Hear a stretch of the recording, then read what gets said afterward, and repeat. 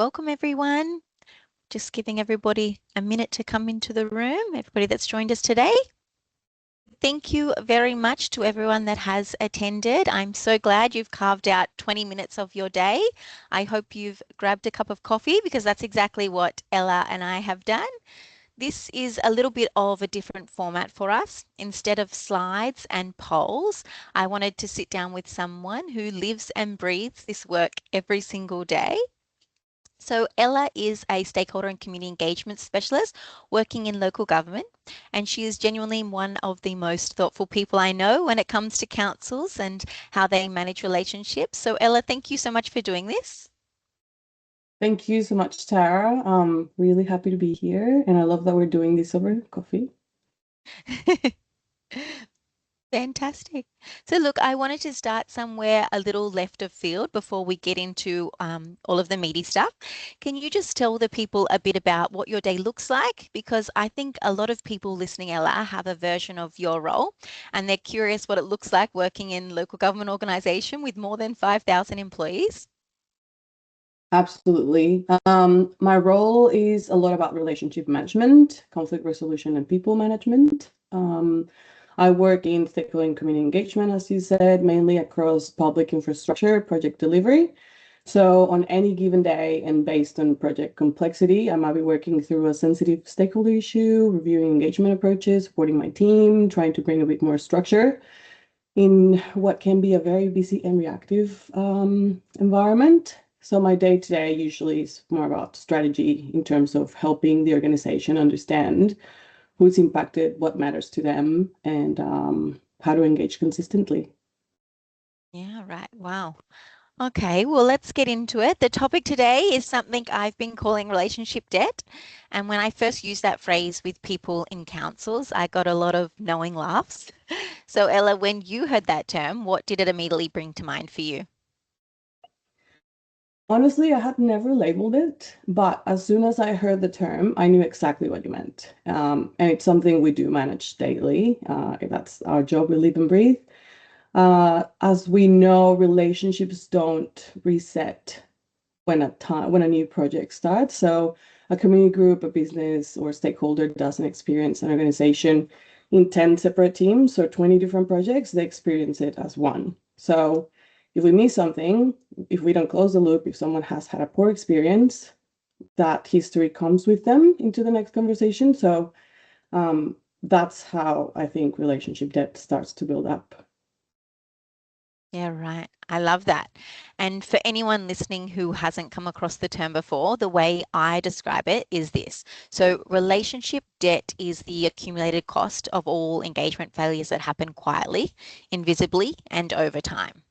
They missed the follow-up, the commitment that got made in a community meeting and then it never got tracked, the stakeholder who was being contacted by 3 different departments this month and nobody knows. And the thing that makes this insidious, it's like financial debt. It's that it compounds. It doesn't stay the same. It actually gets worse. So Ella, have you seen that compounding play out where a small failure, early on snowballs into something much, much bigger? I can't say I have. It happens very often. I guess an example is when a stakeholder raises a concern early, and maybe at that stage it's just something manageable and small, and someone says, "We'll come back to you, or we'll look into that," but it doesn't get captured properly or follow through. Then weeks or months later, the project has moved on, decisions have been made, and that stakeholder now feels ignored. They don't necessarily feel like people care. So the commitment is no longer visible. So by the time they reappear, it's not just about the original issue anymore. It's about trust, respect, feeling heard, and whether they believe the organization is being transparent with them. So that's when something that could have been a straightforward interaction becomes a complaint, an escalation, council issue, a reputational issue. And that's, yeah, I see it happen all the time. Yeah, right. That is such a good example because it shows that it isn't a failure of effort. People in government or in local government are working incredibly hard, and this is a failure of visibility. And that distinction matters, doesn't it? Yes, it does. We see and hear those comments all the time. And we're humans too. So being completely honest, it does sting a little when people think government workers are lazy or where we don't do enough. We do pour so much of our time and our lives into our work because we care about what we're doing. And most people I know are not sitting there ignoring stakeholders. They're trying to do a bad job. I see people who work really hard, long days, long hours. People are genuinely busy and they're trying to deliver. So juggling so many priorities at once, these timeframes, internal approvals, community expectations, all of it, is definitely something that we see often. But with that said, unfortunately, good intent and passion for your job doesn't replace visibility. So if the history of a stakeholder relationship is sitting in someone's inbox or someone's head, then the organization doesn't really own that relationship. One person does, and that's where the risk is, because the next person might come in with the best intentions and still miss something very important. So I think the shift is from everyone try harder to how do we make the information visible. Absolutely. So let's talk about where this step builds up. So the source of it. From everything I've seen working with government organisations and local government, there are really 6 main culprits. And I want to run through a few of these with you because I'd love to hear which ones resonate most from where you sit. The first is what I call coordination failure. So different teams within the one organisation engaging the same stakeholder, completely unaware of each other. How common is that, honestly? Very common. I mean, large organizations are very complex, particularly in the government context. So you've got different departments, projects, timelines, priorities, and they all are moving at the same time. So from a stakeholder's point of view, they don't see the internal slicing and dicing. They just see one organization. So they might get contacted about roadworks, park upgrades, a planning matter, community consultation, and internally, those may be completely separate pieces of work, but externally it just looks like we're disconnected. So that's where internal coordination becomes really important. It's not just about avoiding duplication, it's about understanding the whole picture of our relationship, I think. And here's one that I think is underestimated. So knowledge walkout as well. So when an experienced officer leaves and everything they know about that stakeholder, the history, the sensitivities, the commitments that were made 2 years ago, that all walks out the door with them. Have you experienced any of that, Ella? Very sadly, yes. Only just recently, we had a farewell for a team member who was very experienced. People turnover is very common in lots of organizations. And it's not just even when someone leaves permanently, it can happen when someone moves teams, when they're on leave for even a couple of days and something happens, when there are changes to projects, when they're just not available, and the context would be really helpful. Most stakeholders remember the history, they remember conversations, commitments, issues, everything. But internally, if that knowledge, like I said before, if it lives with one person, we can lose it very quickly. So I think the challenge is in making sure that the relationships belong to the whole organization, not just the one person. Yeah, absolutely. And what about consultation fatigue? Because I think that one is one that communities feel, but local organizations don't always see it coming. I think consultation fatigue is very real, but I also think it can mean different things to different people. Sometimes it's very obvious. A community has been contacted repeatedly, they're frustrated, they feel like they've already given feedback, but other times it's more subjective. Internally, one person might think a community has been over-consulted, while someone else might argue that they haven't had enough opportunity to participate. And this is where we need to make sure that the right people are involved in decisions at the right stage. As engagement professionals, we're often providing advice on informed judgment and analyzing risk. So we look at the project, the community, the history, the level of impact, and the technical expert opinion, of course, and we make the best recommendation that we can, but there is still judgment involved, as you know. So for me, the most important thing is not just asking, are people tired of consultation? It's asking, what is the purpose of this engagement? Is it meaningful, or are we just ticking a box? sorry. I think people give their time and feedback, and if it doesn't go anywhere, they can often feel like, what was that for? And I think that's when the consultation fatigue happens. Of course, something we hear about all the time. All right, and one more I want to make sure we name. So seniority inversion, the idea that people with the least seniority, so your newest coordinators, your officers on the ground, are often the ones with the most actual stakeholder intelligence, and the CEO or director is the furthest from it. Does that actually ring true? Yes, you're speaking my language on that one. I'm probably guilty of thinking that as well because I'd say stakeholder intelligence sits closest to delivery. So the people having the day-to-day conversations usually know the real context, who has the history, the tone, the sentiment, what might become an issue before it formally escalates. And when you're managing a team, you naturally think about who has the right skill, judgment, capacity, personality, etc. And sometimes there really is a best person for the job, but there is a balance, I think we need to find. If we only ever rely on the seniority inversion, the community feels like there is a disconnect with the organization. So most of the time, people on the ground are not the decision makers. I'm not a decision maker. So we're just the messenger, and people may want to speak to decision makers because they feel like their voice needs to reach farther and higher, and it may be appropriate. But when that happens, we make a recommendation, and more often than not, it does lead to very good outcomes as well. Absolutely. Okay, so we've established that this is real and it's widespread and it compounds.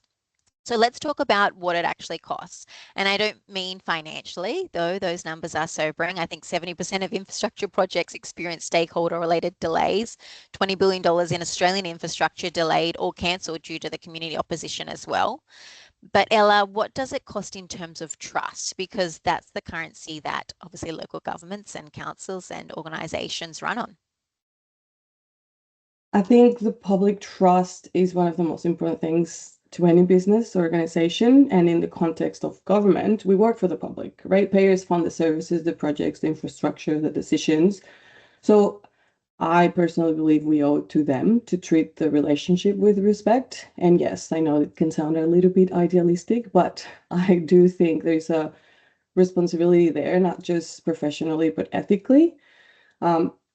People are not always going to agree with the decisions that we make. They won't always get the outcome that they want, and that's just the reality of government work. But they should still feel like the process was fair and that they were treated properly with respect. And if that we said we were going to do something, we follow through. That's where relationship debt becomes costly, I think. Once trust is damaged, every future conversation just becomes harder. It makes our jobs harder. We see it day to day. But I also think that we can come back from that. I've seen it happen. I'm very lucky to work with an incredible, experienced group of professionals who are very kind and genuinely care about what they're doing. So when you have people whose values align with community organization and with each other, I think that does make a real difference. For me is not just about maintaining trust, it's about for me it's not just about avoiding complaints and protecting the reputation, it's about maintaining the trust. So doing right by people, but the people we serve, and having the right people and systems around us to keep doing that consistently. Absolutely. Okay, so look, Ella, feel free to have a sip of your coffee while I chat to all of the people watching. I want to share something with the people watching, just a little self-check. So these are signs that councils, large organizations, government organizations are accumulating relationship debt. So I'm going to reach out to all of the attendees and see how many of these actually land for you. Okay, so you can't produce a complete stakeholder engagement history on demand. Different departments are contacting the same stakeholders unknowingly. New staff take months to understand existing relationships. Commitments made in community meetings are not tracked centrally. Leadership hears about stakeholder issues after they escalate, and your institutional memory depends on who's still employed. So I guess for anybody listening, if any of those do resonate with you, feel free to pop them into the chat. Or if you can think of any others that come to mind, please do share them with the rest of the group. But Ella, when you hear that list, or look at any of the responses that come through, what's your reaction? I'm triggered. Just kidding. My first reaction is that I think most people working in engagement would look at the list and recognize a lot of it. I don't think it's just a local government thing. I think it's an engagement industry thing. It's the engagement industry is still maturing, I think, especially when it comes to how stakeholder relationships are managed inside large organizations. I've been working in this space for nearly 10 years. I studied architecture and urban and environmental planning.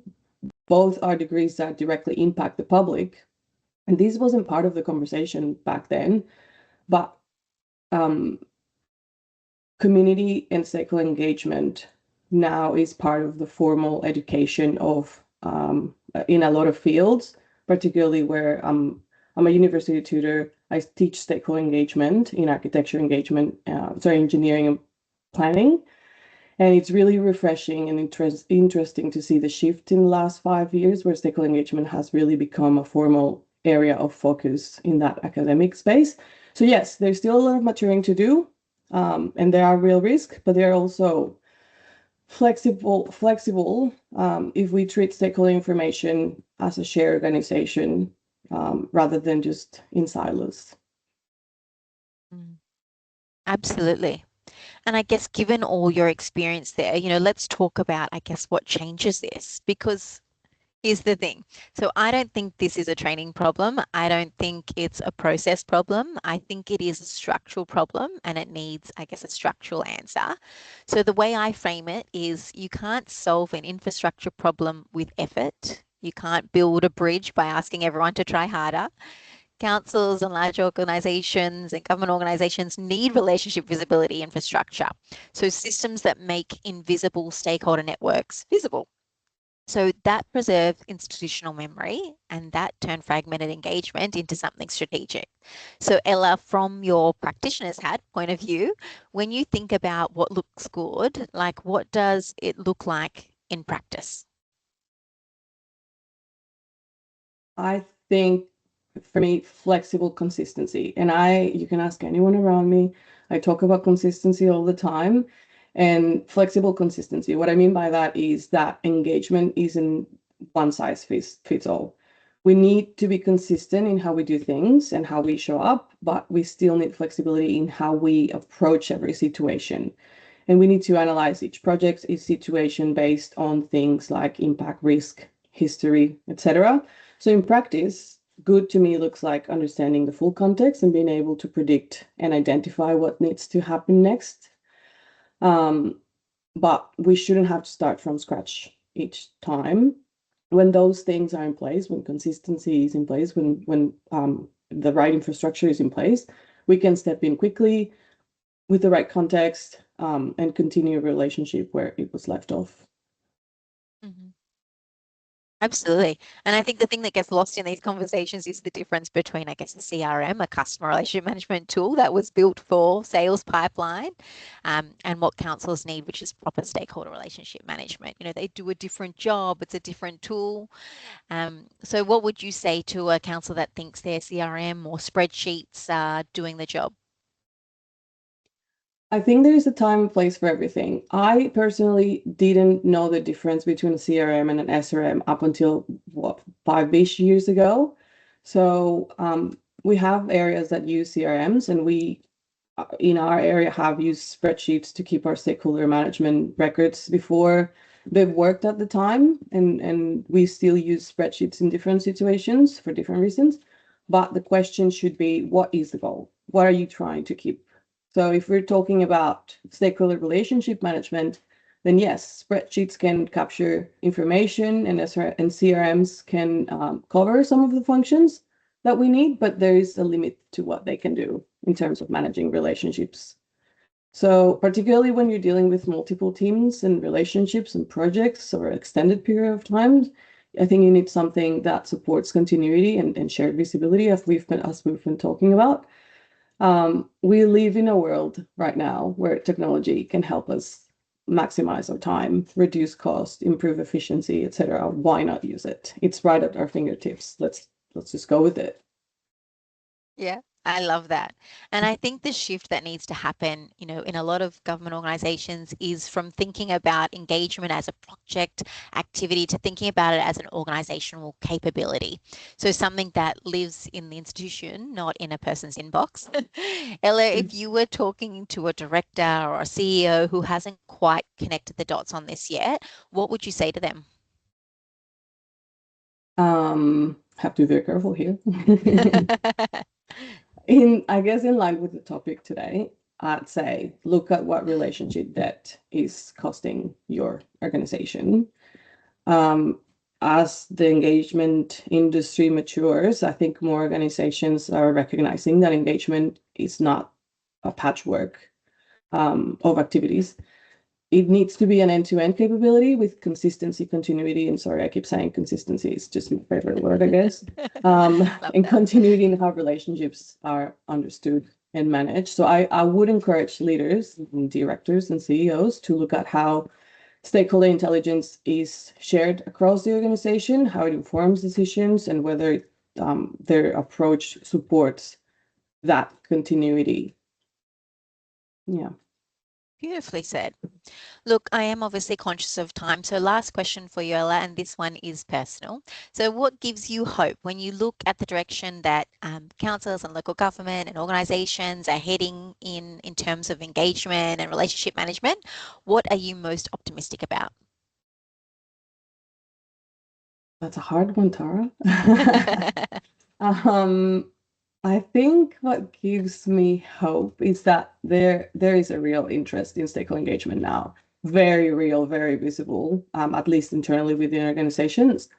And then not just with organizations, students, professionals, and the general public.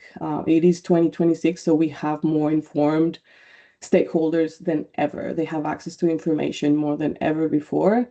And I think organizations are realizing that engagement is an essential part of their function and survival. So we have so many more and better ways to capture, share, and manage stakeholder intelligence now that people are leaning into it, and the industry is growing, and we're getting better tools to support that work. So I think it's a good time to be in this field. Yeah, beautiful. I love that. Look, thank you so much, Ella. For the people watching, if this has sparked something for you, if you recognize that your local council or local government or your local organization in any of what we talked about today, I would genuinely love to have a conversation with you. You can head to simplystakeholders.com. There's a lot of resources there, and you can reach out directly to everybody that attended today. They will get a little information follow-up pack as a little thank you gift as well, with some of the information that we talked about, just so you've got a little safe keys there too. And we'll also have a follow-up session coming up on the practical implementation side as well. So how you build this capability inside of a local organization. So stay tuned for that as well. Ella, thank you so much. This was brilliant. Thank you, Tara. Thank you so much for having me, and thank you to all the team behind doing this. No problem at all. Alrighty. Thank you so much to everybody that came today. We will give you back 5 minutes of your day. Go and enjoy. Take care. Bye.